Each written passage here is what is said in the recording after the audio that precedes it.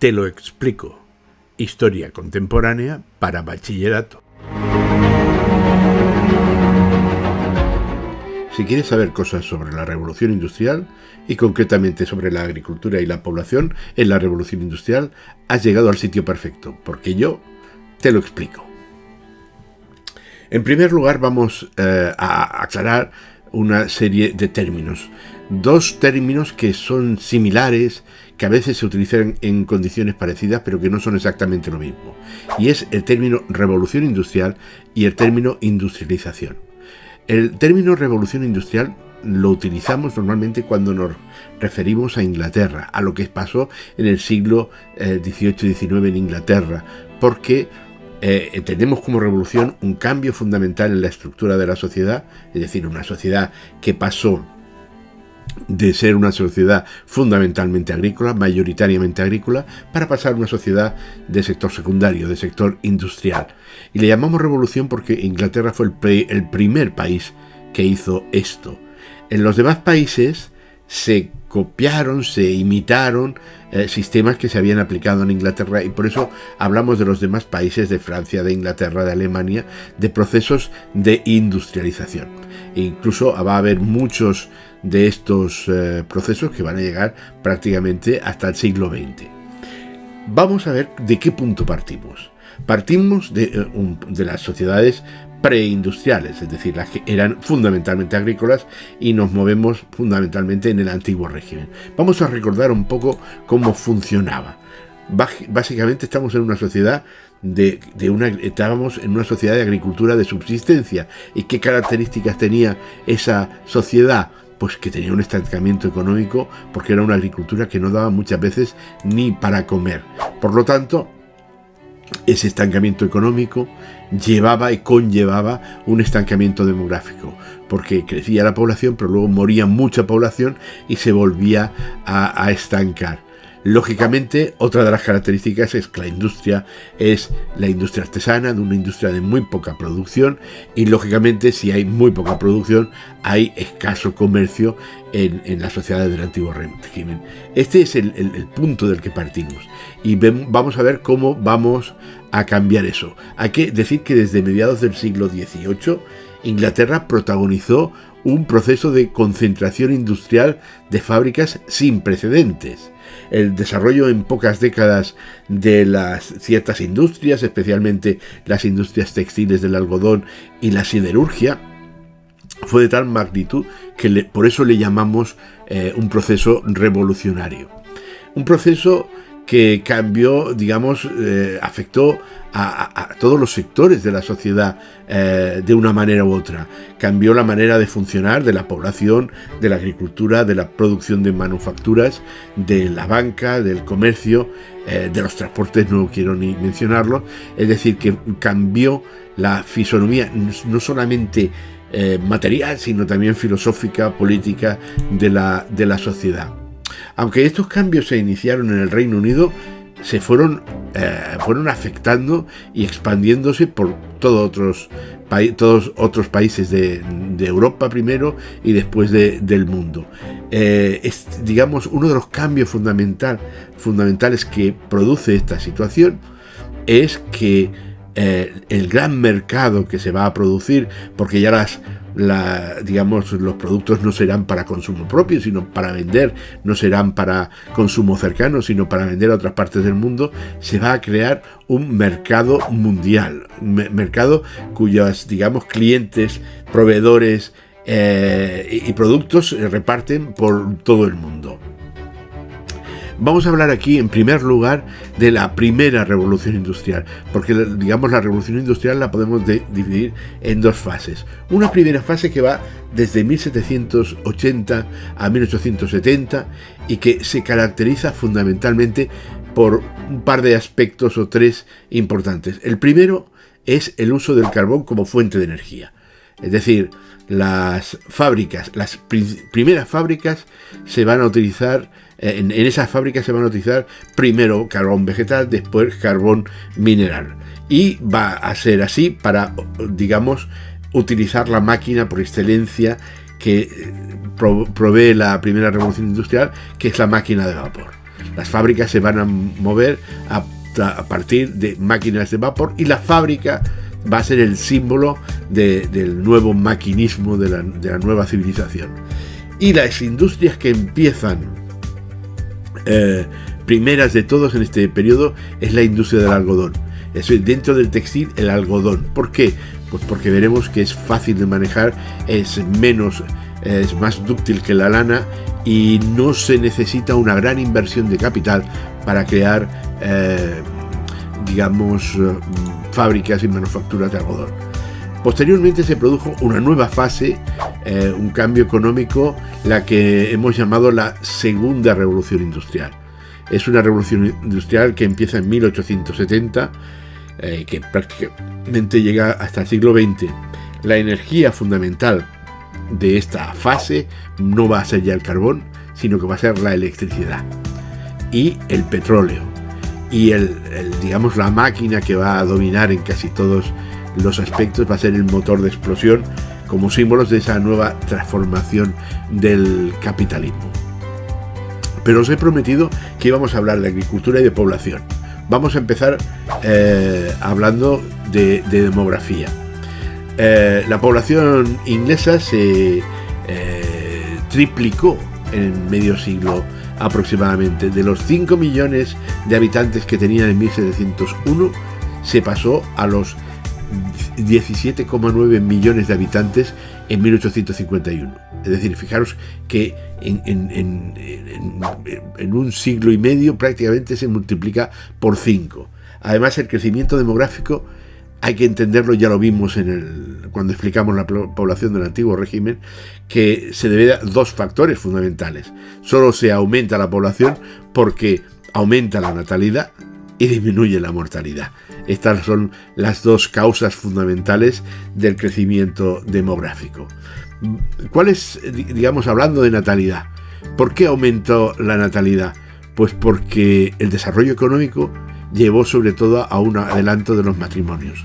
La gente no tenía una necesidad, una mala situación económica, y se podía casar antes, y por lo tanto, como no había muchos métodos anticonceptivos, cuanto antes se casaban, más hijos tenían. Si además había una mejor alimentación, eso permitía que la sociedad, se murieran menos niños en esas épocas. ¿Y qué pasa con la mortalidad? Pues sobre todo a partir de 1760 se inició una reducción de la mortalidad por dos causas fundamentales.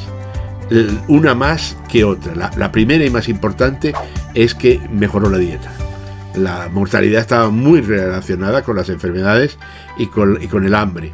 Es decir, cuando tienes hambre, tu cuerpo tiene muy pocas defensas, y por lo tanto esas situaciones llevan a enfermedades, epidemias y gran mortalidad.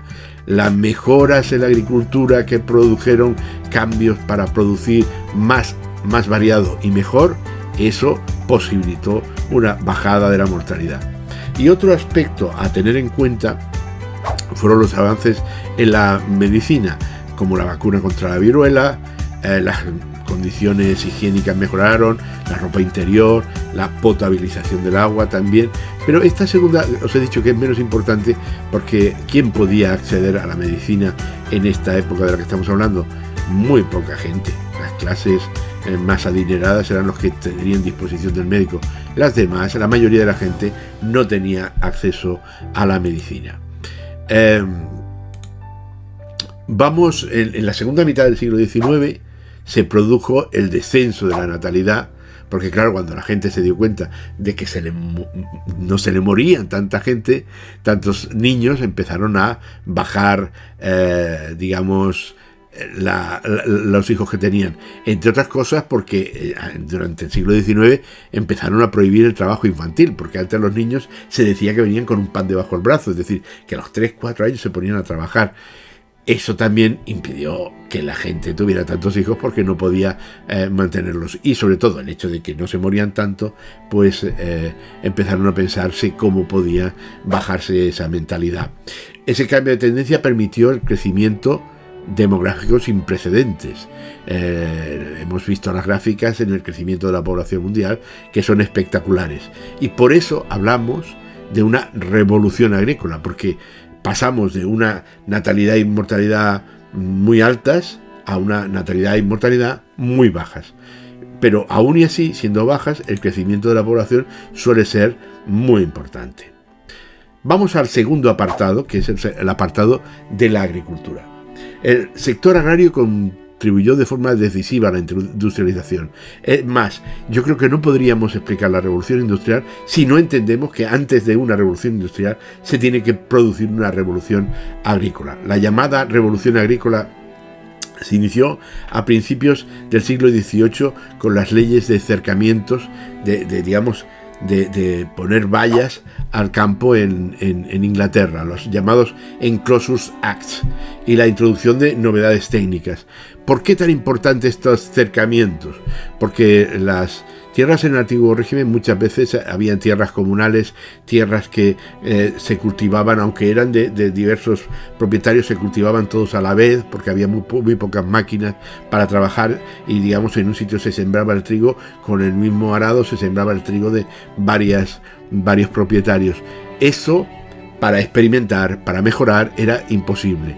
Los capitalistas de la agricultura lo que tuvieron claro es que tenían que cerrar la tierra para que el ganado no se comiera su cultivo, y porque además podían dedicar pequeñas porciones de tierras a experimentar, a ver qué cultivos podían ser más rentables. Por eso la concentración de la tierra en manos de una burguesía agrícola fue importante. También fue decisiva la aparición de esos nuevos empresarios. Por primera vez en la agricultura había gente que pensaba en la producción, en la productividad, etcétera, etcétera.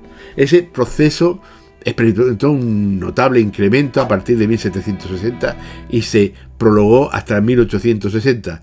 La concentración de la propiedad de la tierra en pocas manos permitió la experimentación en la agricultura.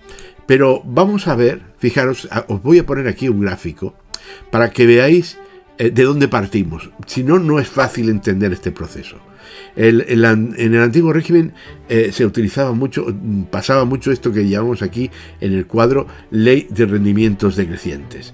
Es decir, yo tengo un trozo de tierra y lo voy cultivando una vez y otra vez y otra vez, y pasa esto que vais a ver ahora. Es decir, el primer año en una parcela saco 100 kilos de trigo, el segundo año saco 90, el tercer año saco 80, el cuarto año saco 70, el quinto saco 60, y así sucesivamente hasta llegar a prácticamente nada. Por eso, recordáis que cuando hablamos de la agricultura del antiguo régimen explicamos que los campesinos se veían obligados a ir cambiando de parcelas, porque las parcelas cada vez daban menos. ¿Qué sucedía con este sistema? Que yo cultivaba toda la tierra, pero cada vez tenía menos, y se producía el agotamiento de la tierra. De alguna manera el cultivo le iba chupando la energía a la tierra y cada vez tenían menos rendimiento. Entonces, visto esto, que es el punto de partida del antiguo régimen, ¿cómo va a evolucionar, digamos, la rotación de cultivos? La clave va a ser la rotación de cultivos. El primer cuadro que os voy a poner aquí es este de los rendimientos decrecientes, es decir, cómo se cultivaba en el antiguo régimen. Fijaros, el círculo representaba una parcela y se cultivaba toda la parcela y era el 100% cultivado. Lógicamente el 100% cultivado daba el 100%, toda la parcela daba fruto, pero con el inconveniente que os he dicho de cada vez daba menos. Como eso no era sostenible, durante el antiguo régimen empezó la rotación bienal. ¿En qué consistía la rotación bienal? Si la tierra se agota, voy a dejar parte de la tierra sin cultivar para que un año cultive en una parte de la tierra y otro año cultive otro. Por ejemplo, la mitad de la tierra la pongo de cultivar trigo y la otra mitad de tierra la pongo en barbecho. Barbecho quiere decir que no se cultiva nada, se deja descansar la tierra. Aquí ganábamos producción porque digamos, la tierra se cultivaba cada zona, eso iba rotando cada 2 años, no cada año. Por tanto, se dejaba, de cultivar un año y tenía esa ventaja. Inconveniente, que como máximo podías utilizar para sacar beneficio de la tierra el 50%. En estos años que se concentra la propiedad y todo esto que vamos diciendo, empieza una nueva paso. Es decir, el objetivo era conseguir más tierra cultivada sin perder productividad. Y se hacen experimentos. Por ejemplo, se hace la rotación trienal. En lugar de se divide el territorio no en 2 parcelas, sino en 3. En una se cultiva trigo, la otra se deja en barbecho y la otra se cultiva cebada. Es decir, son cultivos, la cebada que no chupa tanto de la tierra como el trigo, y entre medio se deja un año en blanco, con lo cual llegamos a empezar a producir más variedad, y además ya no es el 50% de lo que sacamos de beneficio de la tierra, sino el 66%. Recordad que el primero, el de los rendimientos decrecientes, es un 100% falso, porque cada vez da menos, ¿no? Y digamos, se seguía experimentando. Por eso era importante tener una parcela grande para tener una parte que pudieran experimentar. Llegamos al sistema Norfolk. El sistema Norfolk fue la revolución, porque ya no se dividía en 4, no se dividía en 3, sino que era en 4, en 5 y en 6 parcelas. Por ejemplo, en este ejemplo que os pongo aquí, se divide en 4, una parcela se cultiva de trigo, otra de cebada, otra de trébol, otra de nabos. ¿Qué ventaja tiene esto? Que aquí volvemos al 100%, pero con cambios. Primero, cambios de que era el 100% de gran productividad. Segundo, una dieta muy variada. Tercero, fijaros que tenemos trébol. El trébol es una planta forrajera, es decir, una planta para alimentar al ganado.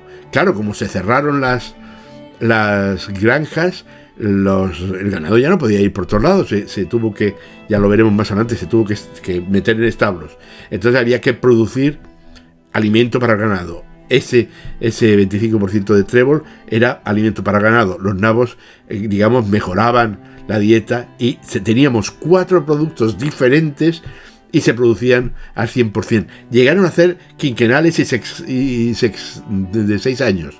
Es decir, que este es la gran revolución que se produce. Pero para eso necesitamos gente que experimente, que mire cómo se pueden hacer cosas nuevas y que saque rentabilidad, que luego pueda venderlo, ¿no? Como desaparecieron los bienes comunales, los campesinos sin tierra se quedaron prácticamente en el paro, porque fueron sustituidos por algunas máquinas agrícolas, y cada vez era necesario menos gente para trabajar en el campo. Esa gente que va a ser necesaria cuando las máquinas empiecen a triunfar en las ciudades y necesitan nueva mano de obra, que será el proletariado industrial o la clase obrera. El sistema de producción se hizo mucho más rentable, porque se formaron esas grandes explotaciones en las que se mecanizaron muchas de las labores agrícolas. Se introdujeron novedades técnicas como la siembra en hileras, el empleo del arado Rotterdam, las primeras trilladoras mecánicas. Son aparatos técnicos que sustituían al trabajo de muchos campesinos. Los cercanos, como ya os he dicho, los cercados, digamos, suprimían que pastase la ganadería, y se estabularon, es decir, se metieron en establos, y se también incrementó la productividad, porque como se le podía dar una alimentación regular, preparada, se sacaban más productos, se sacaba carne, se sacaba queso, se sacaba leche del ganado, mucho, y lógicamente eso daba más diversidad en la dieta, con lo cual la gente podía tener unas mejores condiciones de vida. La necesidad de las plantas, esas forrajeras que os he dicho, que son para alimentar al ganado, ¿vale? El alfalfa, el trébol, etcétera, etcétera. Los resultados fueron espectaculares. La productividad en el campo aumentó un 90%, es decir, se producía. Claro, recordar que os dije en el otro tema que para que haya una industria, alguien tiene que producir alimentos para el que los produce, más para el que está en la industria que no puede producir. Es decir, que tienes que producir el doble de alimentos. Y eso se produjo en este momento. El desarrollo agrario proporcionó el despegue de la industria. El campo suministraba alimentos, materias primas para la industria y mano de obra también para trabajar en las fábricas. Por lo tanto, la población agrícola incrementó sus ingresos y pudo tener excedentes para comprar más semillas, para comprar objetos que se producirían en esas fábricas, que ya no serían esos objetos de lujo como digamos como en el antiguo régimen, sino que podrían empezar a producirse muchos objetos de consumo, puesto que los campesinos ya tenían una renta para poder comprar esos bienes. Hasta aquí la agricultura y la población. Si quieres saber más cosas de la revolución industrial, recuerda que estás en el sitio perfecto, porque yo te lo explico. Si quieres ver cómo funcionaron las primeras industrias de la revolución industrial, has llegado al sitio perfecto, porque yo te lo explico. El siglo XVIII es un siglo importante porque es donde se produce la mayor acumulación de fábricas. Aquellos gremios artesanos que veíamos durante la Edad Media y la Edad Moderna van a quedar relegados a la producción de bienes de lujo, y la mayor parte de los bienes de producción se van a hacer dentro de las fábricas. En estas fábricas va a haber una innovación tecnológica sin precedentes a lo largo de la historia, y tanto la fuerza humana como la fuerza animal van a ir siendo sustituidas por la fuerza de las máquinas, y estas máquinas se van a concentrar dentro de las fábricas. Las fábricas de la revolución industrial son el sitio donde se organiza el trabajo y la producción. Y dentro de las fábricas tenemos lo que llamamos los factores de producción, que básicamente son dos: el capital y el trabajo. El capital, teniendo en cuenta que es lo que es necesario para comprar el local, las máquinas, las materias primas, y el trabajo es la mano de obra que van a poner los trabajadores. La primera industria que vamos a mirar es la industria del algodón, porque fue el motor del cambio de la revolución industrial. Los artesanos fabricaban el hilo prácticamente a mano, con un nuso dándole vueltecitas, pero eso daba muy poca productividad y se necesitaba o bien lino o bien algodón, pero no se hacían lo suficientemente cantidad ni de tejido ni de hilo. La necesidad de innovar surgió sobre todo de la exigencia de la creciente demanda de hilo de calidad para poder utilizar dentro de las máquinas textiles. Fijaros en el cuadro que vais a ver ahora, que va a representar la evolución de la industria del algodón. Vemos dos columnas, una que está formada por el hilado, la producción de hilo, y la otra el tejido. Es decir, para que los tejidos se puedan elaborar hay que producir primero el hilo. El hilo se producía en esos usos, esas especies de peonzas pequeñitas que se daban vueltas para que se hiciera el hilo, o las ruecas, que es el mismo procedimiento, pero en lugar que con la peonza, con una ruedecita. Fijaros, vamos a situarnos en la primera, digamos en 1700. ¿Cómo estaba la industria del algodón en 1700? Fijaros que tenéis una rueca tradicional, es decir, una muy poca producción de hilo, y un telar manual que llevaba un señor él solito. Se producían un nivel de piezas de tela muy pequeñas, y aquí tenéis las imágenes donde veis el hilado, que lo hace la señora esta, y el tejido de donde están centrados los otros dos señores. Veis como la señora tiene un bloque de algodón o de lino, y le va dando a esta peonza, a este uso. Insisto, esto se hará luego con una rueca circular, pero veis, para sacar una bobina de hilo, el tiempo que se tiene que tirar la señora. Y para hacer el tejido se van en el telar. Fijaros que están los hilos verticales, y aquí tenéis la lanzadera, que es donde se ponen los hilos horizontales.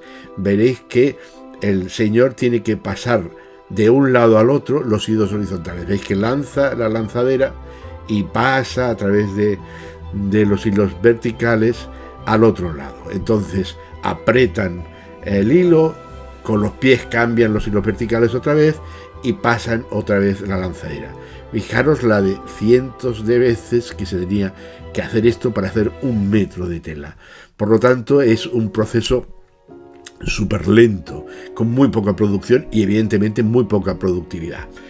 El primer avance se produce en 1773 cuando se aplica al tejido la lanzadera volante. ¿Qué es la lanzadera volante? Pues exactamente igual que la lanzadera que habéis visto, pero fijaros, aquí tenéis el esquema mediante un mecanismo que, apretando mecánicamente a la cuerda del centro, se hace pasar la lanzadera de un lado a otro de manera automática.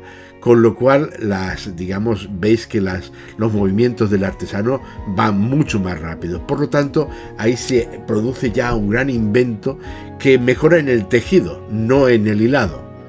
Pero entre 1764 y 1779 vemos que ya se producen también nuevos cambios. Es decir, primero nuevas máquinas que van a producir hilado, especialmente la spinning jenny, como vamos a ver a continuación, y además con la lanzadera volante se añade gran cantidad de obreros, es decir, que se multiplicaba la producción de tejido, no solamente porque la lanzadera podía funcionar más rápidamente, sino porque además había muchos obreros con los telares. Fijaros cómo funcionaba esta spinning jenny. En lugar de una bobina por persona, la rueca esta llevaba automatizado el trabajo de 10, 15, hasta 60 bobinas llegaron a manipular, con lo cual ya se había cambiado otra vez las mejoras en la opción en el hilado. Fijaros que lleva al final, y la cantidad de piezas producidas son bastante más que entre 1700 y 1733. Y el último gran invento, estoy resumiendo mucho porque había inventos intermedios, es el de 1785, que es el telar mecánico. Con la irrupción de la máquina de vapor se hace un telar mecánico que ya va solo, prácticamente sin trabajadores.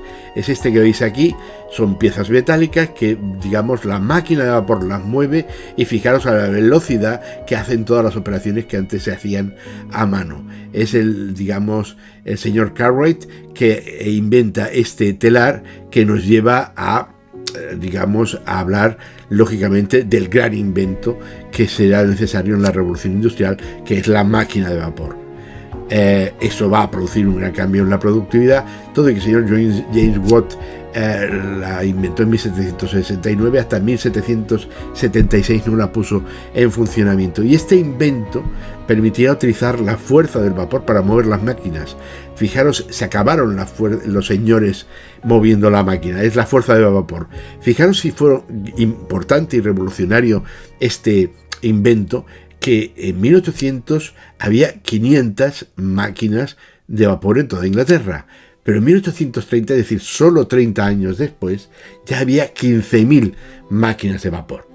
Esas máquinas funcionaban con carbón, y vamos a ver ahora cómo funcionaban, porque seguramente os han hablado muchas veces de la máquina de vapor, pero no habéis visto una por dentro nunca. Fijaros que tiene ese esquema que tenéis ahí, tiene tres partes: la producción del vapor de agua, la gestión del vapor de agua y la gestión del movimiento. Vamos a verlo, un poco en detalle. Fijaros, la producción del vapor de agua es un sitio donde hay un fuego que se alimenta con carbón, calienta el agua que está en el depósito y produce un vapor de agua que se sale por el tubito que hay arriba de color rosa y se nos lleva aquí a este tubo, a este cilindro, en el que, fijaros, el vapor de agua entra porque se abre la válvula de entrada, la válvula de salida está cerrada, la presión del vapor empuja el pistón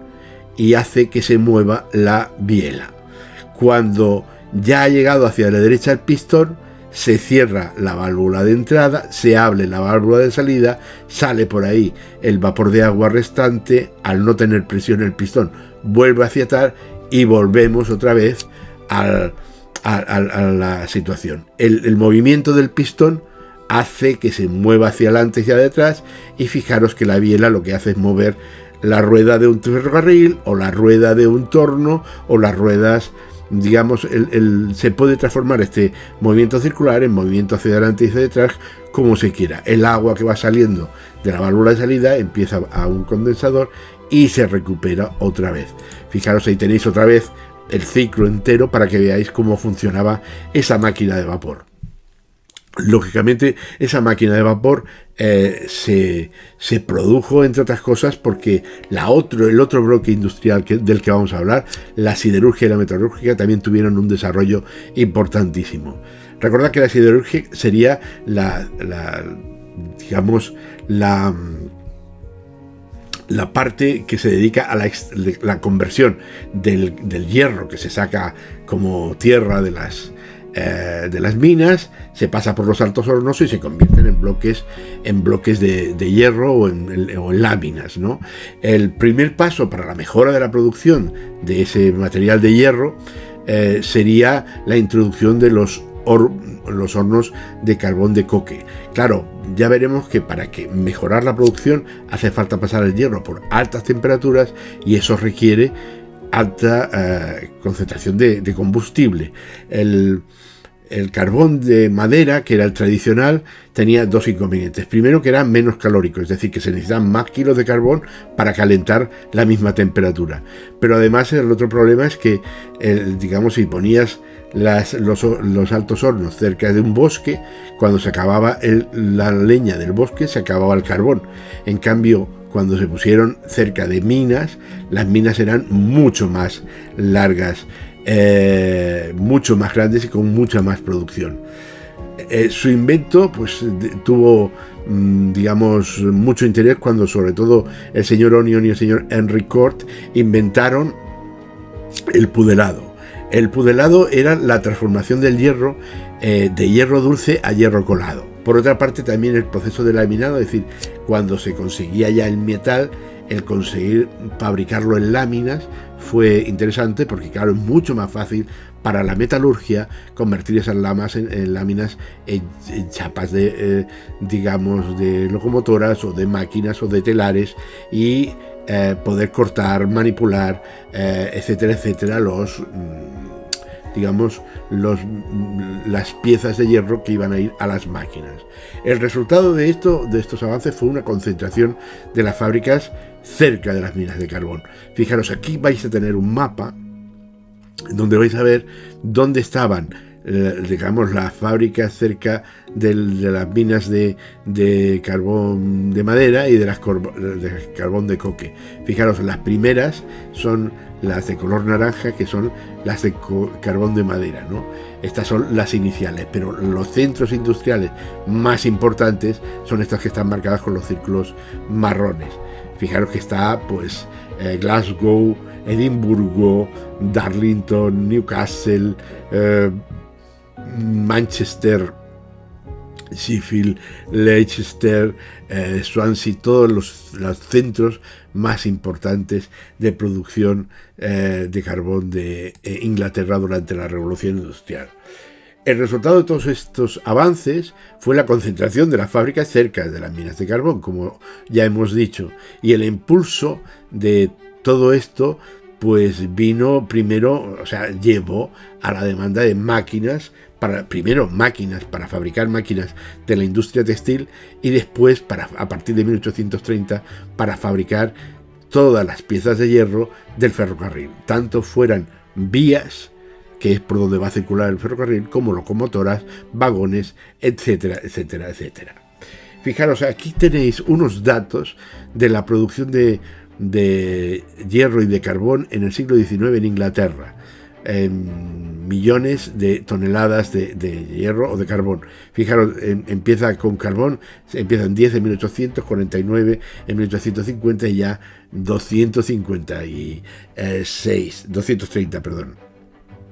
El hierro 0,2, 3 y 7,5.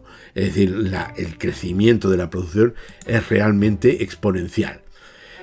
Esto es lo que hemos visto sobre las primeras industrias, pero en el próximo vídeo vamos a hablar de los transportes. Si quieres saber algo más sobre los transportes durante la Revolución Industrial, aquí es donde tienes que estar, porque yo te lo explico. Si quieres saber todo lo necesario sobre los transportes y el comercio durante la Revolución Industrial, has llegado al sitio perfecto, porque yo te lo explico. el proceso de industrialización requería de tres cosas fundamentales aparte de la propia industria. El primer cambio y cosa indispensable es el desarrollo de nuevos métodos y nuevos medios de transporte, porque uno de los grandes costes para vender estos productos a lo largo de todo el mundo es el transporte. El segundo es justamente el comercio exterior. Ya no sería suficiente con el algodón producido en Gran Bretaña para abastecer a todas las fábricas textiles. Tendrían que traerse de América y de otros sitios la materia prima y se tendría que vender no solo a los ingleses el producto elaborado, sino a más gente. Por lo tanto, el desarrollo del comercio exterior fue fundamental. Y el tercer apartado tiene que ver con la financiación. Las industrias que se estaban empezando a crear con la revolución industrial eran industrias inmensas. Ya no bastaba con los ahorros de una familia, por bien situada que estuviera, para el construir una empresa, sino que eran grandes sumas de dinero. Por lo tanto, la financiación y el sistema financiero fue fundamental. Pero vamos a hablar del primero de los grupos de los que estamos hablando, de los transportes. Al mismo tiempo que evolucionaba todo el proceso de la industrialización, se produjo una verdadera revolución en los transportes. El primer paso no fue ningún invento en concreto, sino que en la segunda mitad del siglo XVIII fue crear mejores canales y carreteras en Inglaterra, que eran los sistemas de comunicación más frecuentes que existían en la época. Se creó un sistema radial, es decir, desde Londres hasta los centros industriales, y se fue mejorando, por ejemplo, el adoquinado de estas carreteras para evitar los charcos del barro en las épocas de lluvia, y buena parte de esas carreteras eran privadas y de peaje, precisamente porque el mantenimiento de esas carreteras, para que las diligencias no se lesionaran, no se estropearan, era un mantenimiento muy caro, y había que pagar por utilizar esos caminos. Y la diligencia era el medio de transporte por excelencia, tanto de transporte de mercancías como de transporte de personas, sobre todo, ¿no? El tiempo empleado en los viajes disminuyó de una manera espectacular. Ya veremos ahora unos datos que serán relevantes, tanto en el desplazamiento de mercancías como en el desplazamiento de pasajeros, que se hicieron además esos viajes más seguros y sobre todo más baratos. El uso de la máquina de vapor en el transporte terrestre, primero con el ferrocarril y después con los barcos de vapor, fue como ya hemos dicho, una verdadera revolución. Ahí tenéis un mapa que representa básicamente Gran Bretaña, de arriba abajo. Hemos situado los puntos industriales más importantes del siglo XVIII-XIX. Fijaros que hay como una gradación, como en ondas, la comunicación eran de Londres hacia afuera, ¿no? Vamos a ver lo que se tardaba en 1750 desde Londres hasta cada una de estas ciudades. De Londres a Edimburgo se tardaban 11 días, o de Londres a Newcastle 6 días, o a Manchester 3 días, a Birmingham 2 días, ¿no? ¿Qué pasará con esta revolución que se inicia en los transportes? Fijaros, ahí tenemos los datos ya en horas, no en días. Por ejemplo, en 1830 de Londres a Edimburgo son 45 horas, o de Londres a Manchester 20 horas, o de Londres a Liverpool 16 horas, ¿no?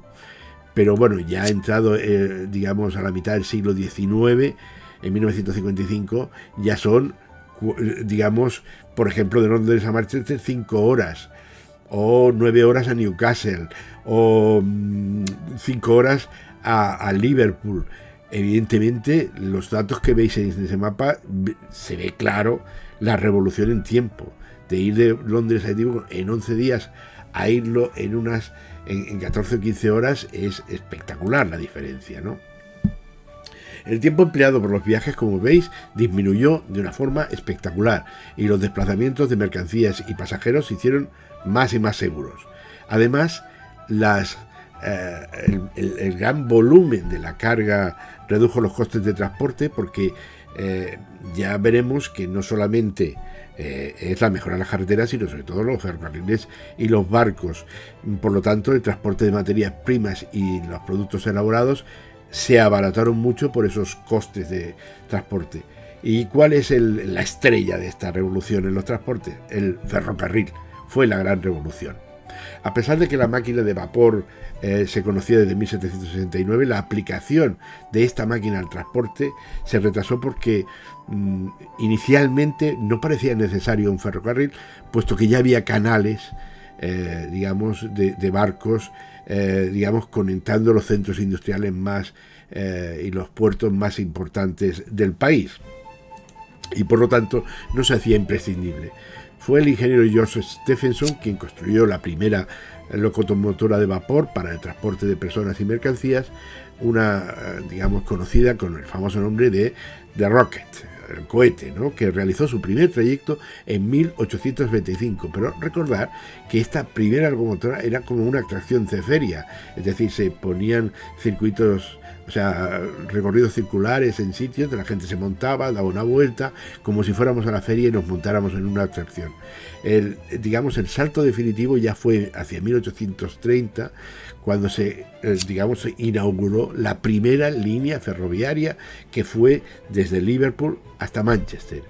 Y en esa primera línea férrea se hizo ya con locomotoras a vapor, porque tenéis que tener en cuenta que antes de las locomotoras a vapor los ferrocarriles habían sido tirados por caballos, es decir, que no iban con los primeros inventos de ferrocarril, iban con caballos tirando delante de los vagones.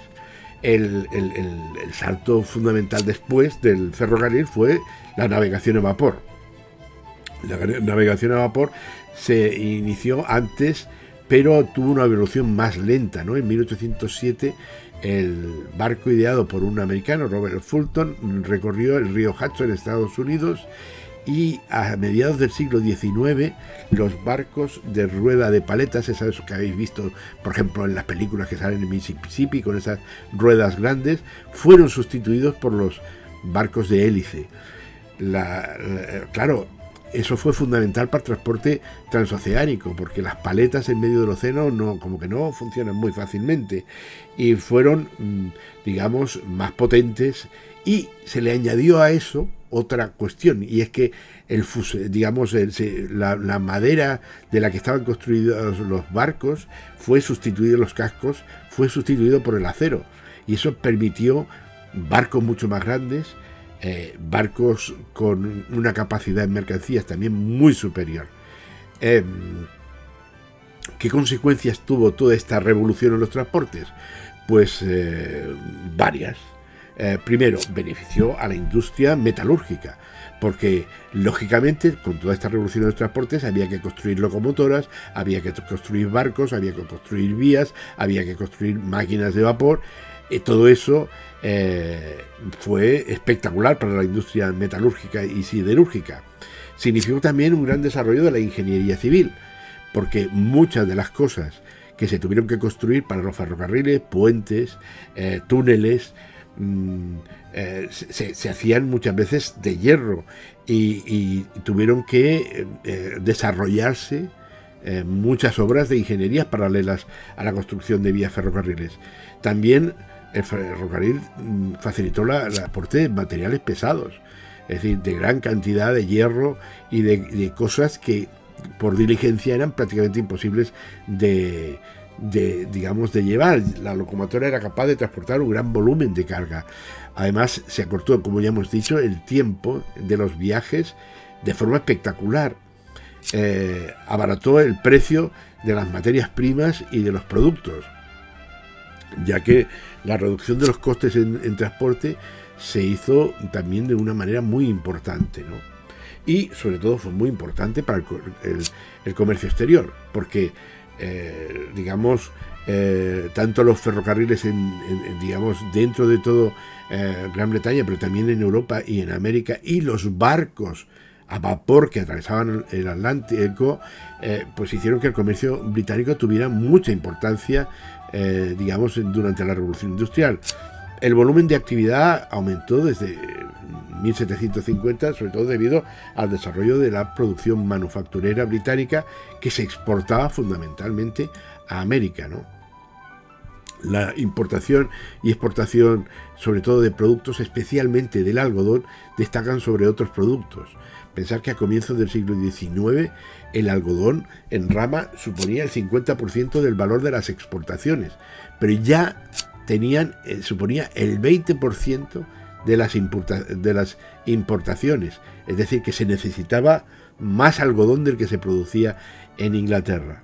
Esa demanda de productos estimuló el desarrollo de la acumulación de capital. Y otra actividad que no se puede olvidar, pero que fue muy lucrativa y muy importante, fue el comercio de esclavos en esta época. Aunque en 1807 el Reino Unido ya prohibió la esclavitud en sus reinos, en sus colonias, especialmente en América, se mantuvo, como sabéis, hasta bien entrado el siglo XIX. El último punto importante dentro de los transportes y el comercio fue la creación de un sistema financiero diferente, ¿no? Porque el proceso de industrialización requería de grandes inversiones de capital. Ya no se podía solucionar todo con esos pequeños capitales de familias más o menos adineradas. Se estaban haciendo grandes hornos, grandes construcciones, grandes líneas de ferrocarril. Todo esto no se podía cubrir con empresas familiares. Y empezaron la creación de las sociedades anónimas,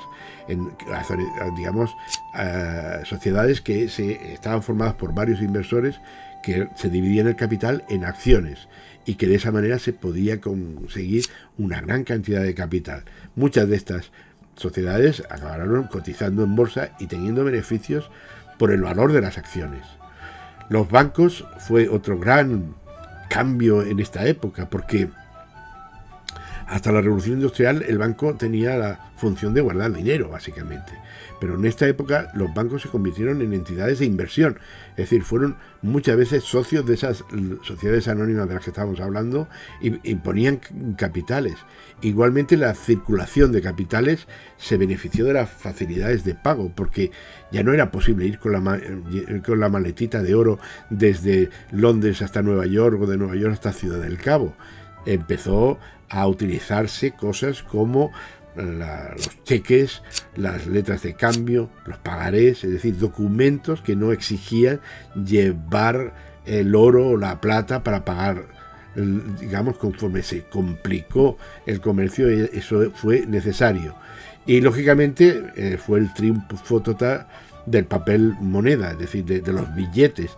Y ya no eran monedas de valor real, no eran monedas que si se fundían el oro se podía vender el oro, sino que eran billetes que garantizaban los bancos nacionales de cada uno de los países que estaban involucrados en ese intercambio comercial.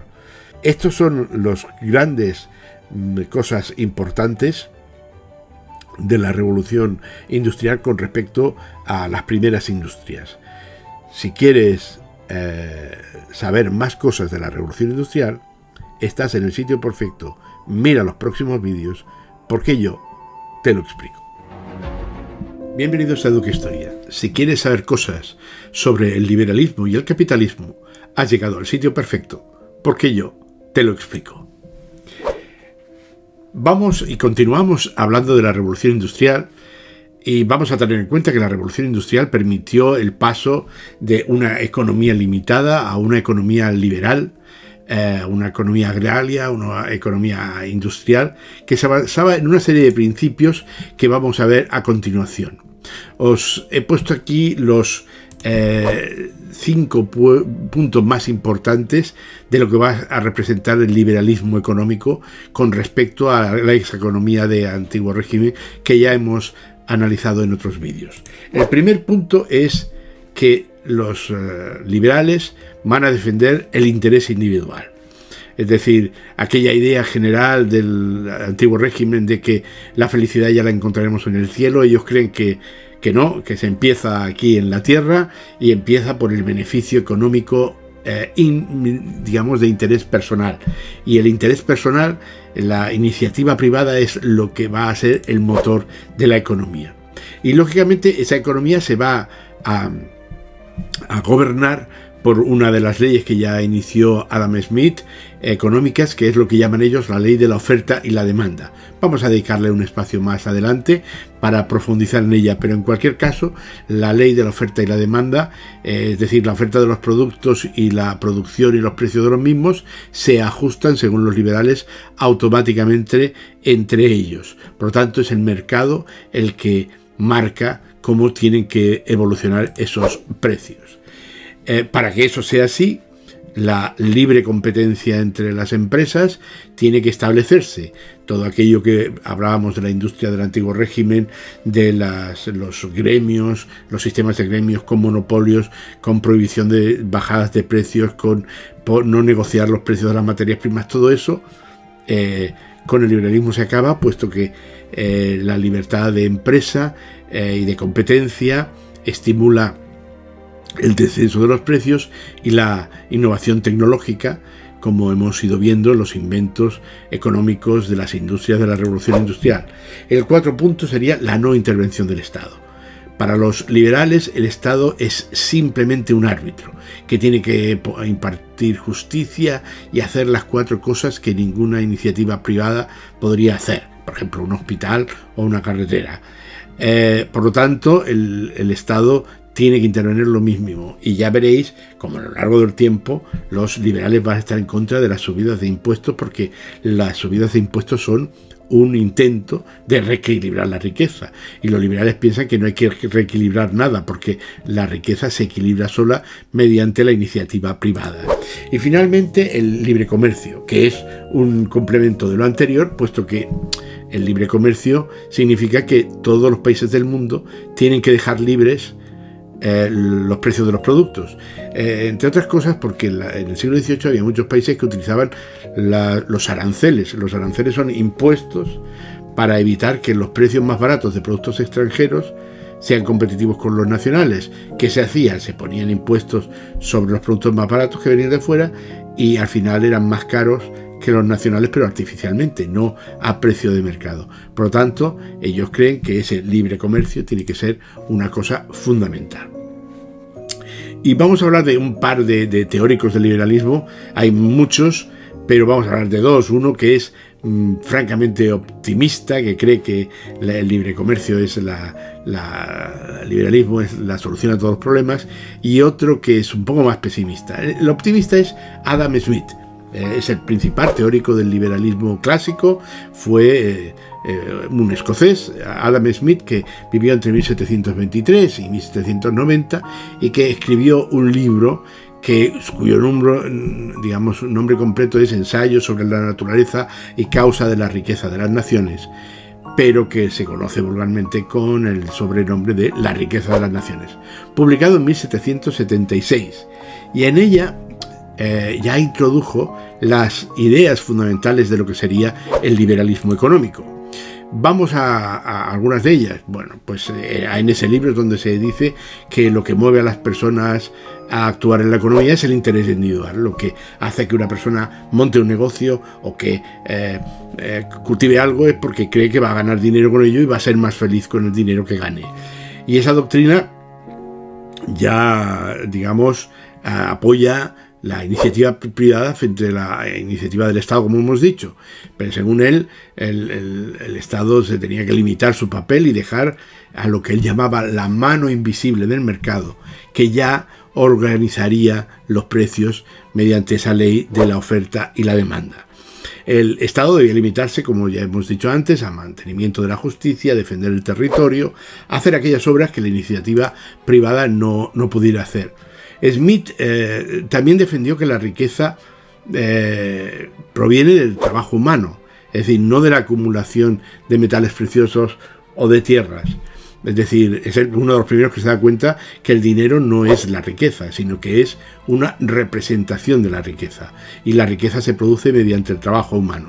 Y fue también el primero que estudió el aumento de la productividad, es decir, que no basta con el aumento de la producción para que una economía vaya mejor, sino que tiene que aumentar la producción durante el tiempo, durante producción por hora o por año o por día, y eso se produce mediante la división del trabajo, mediante la especialización en el trabajo. También introdujo una diferencia que luego han aprovechado muchos economistas para explicar la economía, que es la diferencia entre lo que es el valor del uso y el valor de cambio. Básicamente el valor de uso sería lo que cuesta hacer un producto, es decir, este producto vale tanto de materia prima, tanto de horas de trabajo, tanto de beneficio para el empresario, tanto de costes, y eso da una cantidad. Eso sería lo que cuesta ese producto. Pero el valor de cambio no es así. Es decir, cuando ese producto escasea o es muy importante, es igual que un litro de gasolina valga 0,10 céntimos de producción. Se vende a €1 porque hay mucha demanda y poca oferta. Por lo tanto, el valor de cambio es la capacidad de un bien para ser cambiado por otros y da lugar a diferencias de precios, es lo que justifica a las diferencias de precio. Vamos a decir que Adam Smith era un optimista, porque él pensaba que si se dejaba actuar libremente la iniciativa privada se produciría un crecimiento infinito. Él creía en el progreso infinito que beneficiaría a todas las personas. Fue, como hemos dicho, un liberal optimista.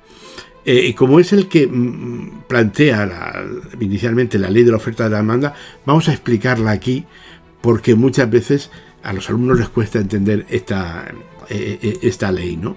Fijaros que lo va a hacer en dos niveles, en el intercambio de productos y en los salarios, ¿no? Fijaros cómo se produce este ciclo que hace que el mercado se autorregule. Bueno, pues si partimos de un momento inicial, que es que hay muchos productos, digamos que la oferta, digamos lo que se ofrece es superior a lo que se pide, lógicamente por efecto de la competencia, normalmente suelen bajar los precios, porque hay mucho y no se pide tanto. Cuando sucede eso, normalmente eso nos lleva a, digamos, a abaratar los precios y como los productos son muy baratos, aumenta la demanda. Todo el mundo quiere comprar esos productos porque son baratos. Como todo el mundo quiere comprar esos productos, se agotan los productos, escasean los productos y entonces vuelven a subir los precios. Y como suben los precios, ¿cómo se soluciona? Pues aumentando la oferta de productos otra vez, de manera que bajan los precios. Y luego, digamos, al bajar los precios, aumenta la demanda y suben los precios. Y eso sería el autocontrol que tiene el mercado para que los precios siempre estén en el equilibrio entre lo que se pide y lo que se ofrece. Y en el mercado laboral sería algo parecido, ¿no? Si hay mucha oferta de empleo, hay muchos puestos de trabajo, mucho más puestos de trabajo que, digamos, que la demanda que hay, pues suben los salarios porque hay poca gente para trabajar en muchos sitios. Entonces se le paga mucho a la gente por trabajar, digamos, porque son escasos. Al subir los salarios hay mucha más gente que quiere trabajar y la competencia hace que aumente la demanda de trabajo y por lo tanto volvemos al aumentar la demanda de trabajo desaparece la competencia y bajan los salarios y vuelve otra vez a producirse el ciclo mediante, digamos, aumenta la oferta de trabajo. Por lo tanto, la oferta y la demanda, lo que según Adam Smith producen es que se equilibre lo que se ofrece con lo que se puede pagar. Y siempre el mercado es el que rige los precios. Por lo tanto, cuando un Estado altera los precios, está alterando esta ley de la oferta y la demanda. El otro liberal del que vamos a hablar es Robert Malthus, conocido más como Robert Malthus, que vive en 1766 hasta 1834. Fijaros que ve un poco más avanzada la revolución industrial y tiene un libro que se llama Ensayo sobre el principio de la población, en el año 1778. Y es el primero que se da cuenta que este crecimiento idílico del que hablaba Adam Smith no es real. Él dice que la población crece mucho más rápido, visto la revolución demográfica, de lo que crece en la producción de alimentos. Él pone un ejemplo matemático y dice que los alimentos crecen en progresión aritmética, es decir, una progresión aritmética sería una operación repetida con el mismo número, o sea, 2 pero la aritmética es 2 más 2 más 2 más 2. Si tú vas creciendo sumando 2, vas mucho más lento en el crecimiento que si se produce, como pasa en la población, la progresión geométrica, que sería 2 por 2 por 2 por 2. Es decir, cuando vas multiplicando, en el tercer número ya has llegado a lo que has llegado en 4 números en la progresión aritmética. La consecuencia de todo esto, según Malthus, ¿cuál será? Que vamos a entrar en una fase de gran mortalidad mundial si las cosas no cambian. Entonces ya es el primero, Malthus va a ser el primero que habla de control de natalidad. Él dice, vivimos en una sociedad próspera, pero aún siendo próspera, no es tan próspera como para seguir creciendo a todo lo que le da a la naturaleza. Por lo tanto, o empezamos con el control de natalidad, evitando tener todos los hijos que se puedan, o al final la natalidad se autorregulará y habrá una mortalidad, puesto que no habrá alimentos para comer todo el mundo, ¿no?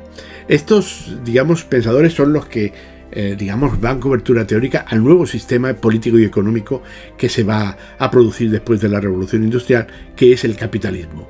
La Revolución Industrial supuso el triunfo completo de un sistema económico capitalista y sus reglas de funcionamiento, basadas en las teorías del liberalismo económico, cambiaron el mundo, que se basaba fundamentalmente en la producción agrícola, por otro basado en la producción industrial, ¿no? Vamos a ver cuáles son las características de este sistema capitalista que se va a introducir. Fijaros que hemos puesto aquí 6 características que van a ser fundamentales. La primera de ellas es el paso de una sociedad rural agraria a una sociedad de base industrial y de servicios, con gran desarrollo urbano. Es decir, que pasamos de la agricultura de subsistencia, que era lo fundamental en el antiguo régimen, a una sociedad industrial y de servicios, y con otro cambio fundamental, y es que pasamos del campo a la ciudad como elemento fundamental de desarrollo. El segundo punto es que pasamos de una sociedad estamental de privilegios jurídicos a una sociedad por clases, que ya no se basa en el nacimiento, sino que se basa en la riqueza. Y como veremos más adelante, se puede cambiar de clase, así como era prácticamente imposible cambiar de estamento. La propiedad privada de los bienes de producción y de los bienes que se fabrican estaba en manos de la burguesía, que era la propietaria del capital. De ahí que viene el nombre de capitalismo, porque son los propietarios del capital los que dominan la economía. Y por tanto, los que no tienen el capital tienen que vender su trabajo. Los trabajos asalariados lo realiza fundamentalmente el proletariado a cambio de un jornal. Es decir, ya vendes tu trabajo a cambio de un dinero. Ya los privilegios señoriales no van a funcionar de la misma manera que en el antiguo régimen.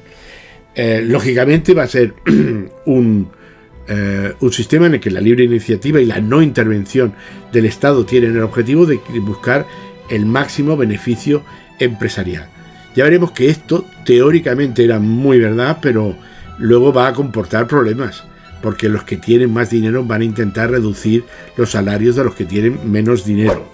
Y finalmente, el capitalismo después de analizar lo de la oferta y la demanda, tiene la existencia de unas crisis periódicas que son crisis económicas producidas por los desajustes entre la oferta y la demanda, que hacen que o bien suban los precios o bajen los salarios, autorregulándose normalmente.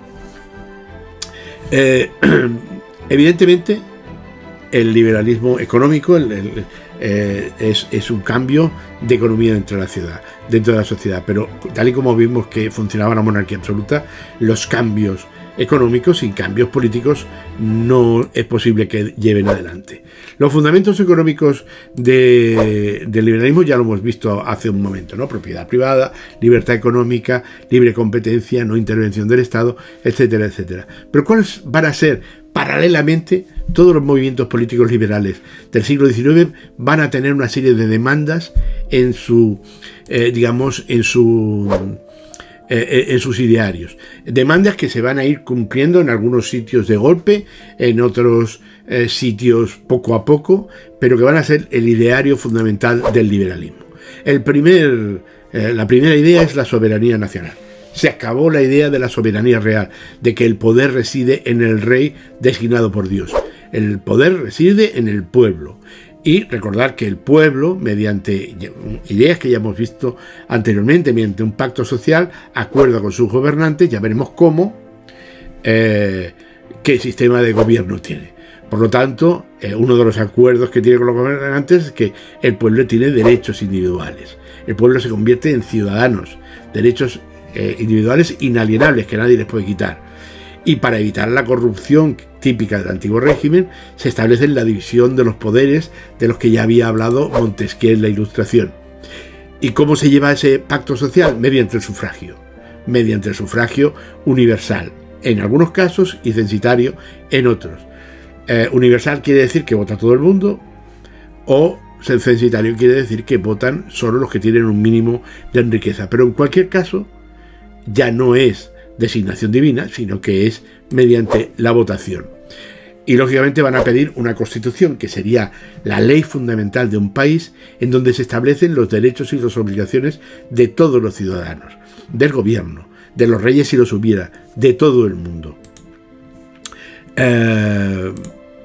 Igualdad legal ante la ley. Ya no hay. Recordar que había gente en el antiguo régimen que no tenía, digamos, la ley no le podía hacer nada, porque no podían ni siquiera ser juzgados.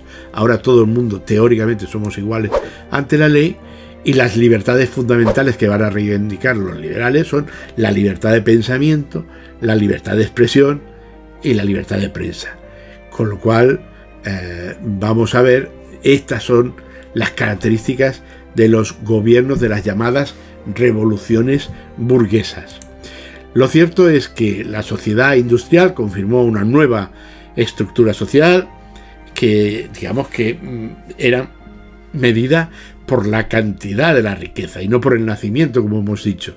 Y en esa sociedad las personas podían cambiar de escalón, de grupo social, por medio del enriquecimiento o del empobrecimiento.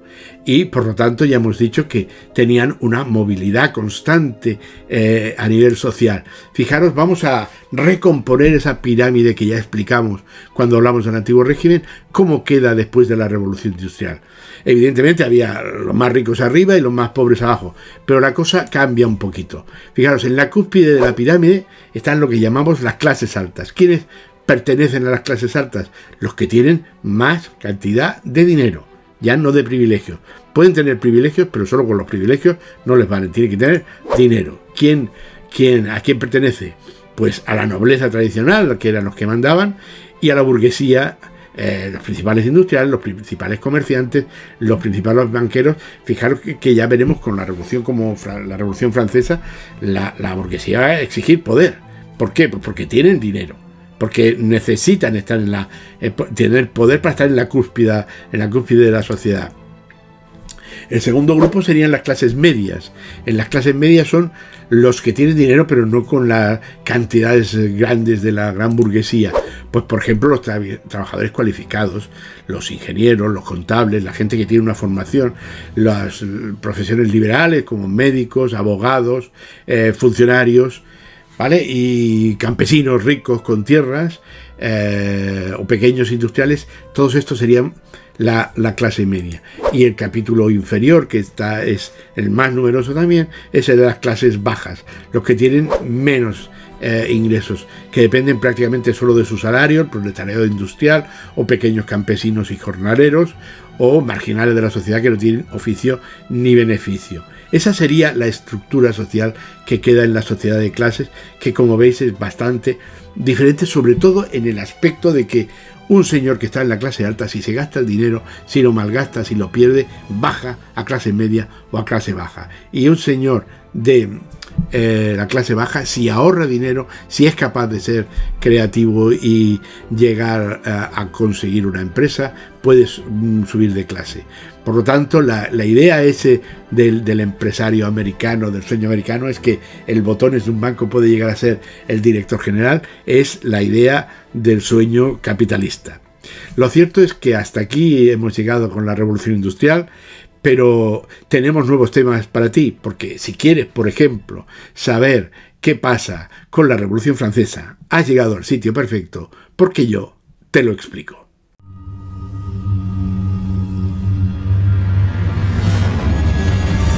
Educa Historia, Laboratorio de Didáctica de la Historia.